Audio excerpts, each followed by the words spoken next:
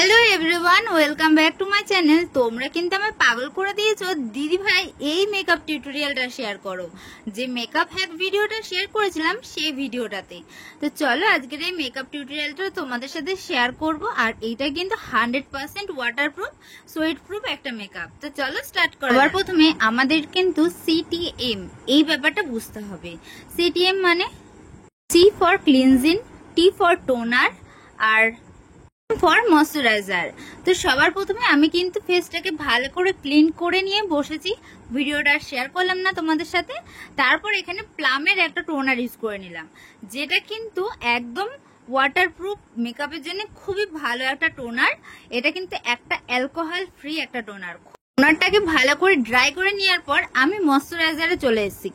এটা হচ্ছে অ্যাকোয়াপ্লাসের একটা ময়শ্চারাইজার। ময়শ্চারাইজার কিন্তু স্কিপ করলে একদমই হবে না। আর তোমরা চেষ্টা করবে সবসময় ওয়াটার বেস ময়শ্চারাইজার অ্যাপ্লাই করার।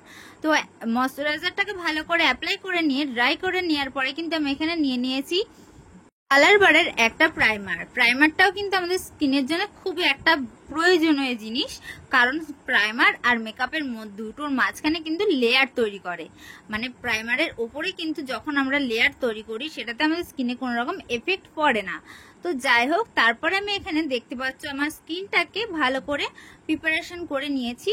তারপরে কিন্তু আমি এখানে নিয়ে নিয়েছি একটা ইনসাইড কসমেটিকের একটা প্যালেটটা থেকে আমার যে সমস্ত ডার্ক স্পট গুলো ছিল সেইগুলোকে হাইড করে নেওয়ার জন্য, আমার যে সমস্ত রোদে পড়া ট্যান থাকে সেইগুলোকে আমি হাইড করে নিচ্ছি।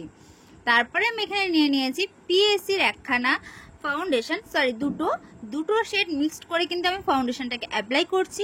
আর ফার্স্টে আমি দেখিয়েছি ফিঙ্গারের সাহায্যে ভালো করে লাগিয়ে নিয়ে তারপরে ব্লেন্ড করছি। এটা করলে কিন্তু তোমাদের মেকআপে কোনোদিন ফিনিশিং দেবে না গাইজ। কারণ মেকআপটা যখন ব্লেন্ড করবে মেকআপটা কিন্তু পুরোই উঠে আসার চান্স থাকে। তো কি করতে হবে, আমরা যখন একখানা পার্টি মেকআপ করব তখন কিন্তু আমাদের এরকম ব্লেন্ডারের মধ্যে ফাউন্ডেশনটাকে লাগিয়ে নিয়ে সুন্দর করে ব্লেন্ড করতে হবে। আর শুধু গলাতেই ফাউন্ডেশন দিলে হবে না, মুখে আর গলাতে সমানভাবে ফাউন্ডেশন দিতে হবে যাতে স্কিন টোনটা ম্যাচ থাকে। তারপরে এখানে নিয়ে নিয়েছি ইনসাইড কসমেটিকের এইচডি একটা কনসিলার। এই কনসিলার শেডটা ছিল LN10। তো এই কনসিলারটাকে দিয়ে আমার ফেসের মধ্যে হাইলাইটিং করে নিচ্ছি। হাইলাইটিং জোন জায়গাগুলোতে সুন্দর করে হাইলাইটিং করে নেওয়ার পরে কিন্তু আমি এখানে ব্লেন্ডও করে নিচ্ছি। আর হ্যাঁ, তোমাদের যাদের কপাল কিন্তু বড় তোমরা কিন্তু কপালে ভালো করে হাইলাইটিংটা করবে, তাহলে বেশি ভালো লাগবে, কিন্তু অল্প পরিমাণে করবে। আর যাদের কপাল ছোট তারা কিন্তু বেশি পরিমাণে হাইলাইটিংটা করতে পারো। তারপরে আমি কিন্তু আবার ইনসাইড কসমেটিকের এইচডি কনসিলার প্যালেটটাকে নিয়ে সুন্দর করে কন্টুরিং করে নিচ্ছি একটা ফিঙ্গারের সাহায্যে।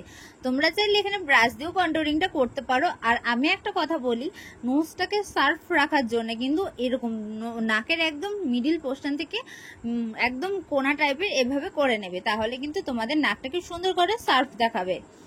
আর এখানে দেখতে পাচ্ছি আমি গালটাকেও সুন্দর করে কেটে নিয়েছি সার্ফ দেখানোর জন্য। তোমাদের মুখটা যদি এরকম আমার মতন গোলুমলু না হয় থাকে তোমরা এটা স্কিপ করে যেতে পারো। আর এখানে ওই একই প্যালেট থেকে আমি ব্লাশার, হালকা করে একটা ব্লাশার শেড নিয়ে কিন্তু সুন্দর করে ব্লাশারটাকে অ্যাপ্লাই করে নিলাম। আর যে কন্টুরিংটাকে করেছিলাম সেটাকেও দেখো কত সুন্দরভাবে ব্লেন্ড করতে হবে। পুরোপুরি কন্টুরিংটাকে ব্লেন্ড করে তুলে ফেললে কিন্তু হবে না। আর আমি কিন্তু ফোরহেডসেও কিন্তু সুন্দর করে কন্টুরিংটাকে করে নিয়েছিলাম, সেটা ভিডিও স্কিপ হয়ে গিয়েছে। তারপরে এখানে দেখতে পাচ্ছি ল্যাকমের একটা লুজ পাউডার নিয়ে সুন্দর করে মেকআপটাকে সেট করে নিচ্ছি একটা পাউডার ব্রাশের মাধ্যমে। তোমরা চাইলে এখানে পাউডার দিয়ে মেকআপটাকে সেট করতে পারো। তারপরে এখানে প্রিটি অয়েল সেটের প্যালেট থেকে নোজটাকে সুন্দর করে পাউডার কন্টুরিং করে নিচ্ছি শার্প দেখানোর জন্য। আর আমি বলেছিলাম নাকটাকে শার্প করার জন্য নাকের কোনাকুনি করে মিডিল পোর্শন অব্দি টানতে হবে। তারপরে কন্টুরিংটাকে চিকেও ভালো করে করে নিলাম, ফোরহেডসও করে নিয়েছি। তারপরে এখানে আই ম্যাজিকের একটা ব্লাশার প্যালেট থেকে সুন্দর করে ব্লাশার নিয়ে নিয়েছি 3টে শেড মিক্সড করে। তোমরা চাইলে এখানে ডার্ক স্কিনের জন্য একটু ডার্ক কালারও রয়েছে সেটাও দিতে পারো, বা লাইট কালার রয়েছে সেটাও দিতে পারো, এবার তোমাদের এটা চয়েস। আর আমার মতে ব্লাশার বেশি দেওয়ার থেকে না দেওয়াটাই বেশি ভালো আমার মনে হয়। তারপরে এখানে মার্সের একটা হাইলাইটার প্যালেট থেকে সুন্দর করে হাইলাইটিং করে নিচ্ছি আমার গাল দুটোকে। আর কত সুন্দর স্মাইলি করে কিন্তু এরকম ব্লাশার হাইলাইটার সবকিছু দিতে হবে তোমাদের, মন খারাপ হয়ে থাকলে কিন্তু হবে না। আর হ্যাঁ গাইস, তোমাদের তো বলতে ভুলেই গেছি, কাছে যদি তোমাদের স্পেশাল ডেতে সাজতে চাও তাহলে আমার সাথে অবশ্যই কন্ট্যাক্ট করতে পারো। আমার নাম্বার হচ্ছে 9907054595 এই নাম্বারে। তোমাদের স্পেশাল ডেটাকে আরো সুন্দর করে তুলতে কিন্তু আমার সাথে কন্ট্যাক্ট করতে পারো। আর এখন কিন্তু সামনের সিজনে যাদের বিয়ে আছে তার জন্য কিন্তু প্রচুর অফার আছে, তাহলে আমার সাথে কিন্তু এই নাম্বারে তোমরা কন্ট্যাক্ট করে নিও। তারপরে আমি দেখতে পাচ্ছি এখানে সুন্দর করে আমি আইব্রোটাকে করে নিয়েছি একটা ব্রাউন কালারের আইব্রো পমেট দিয়ে। তারপরে আমি চোখের উপরটাতে ভালো করে সুন্দর করে ব্লেন্ড করেছি কোনো প্রোডাক্ট ছাড়া। তারপরে পিটি অলসেটের প্যালেট থেকে আমি একটা আই মেকআপ করে নিচ্ছি।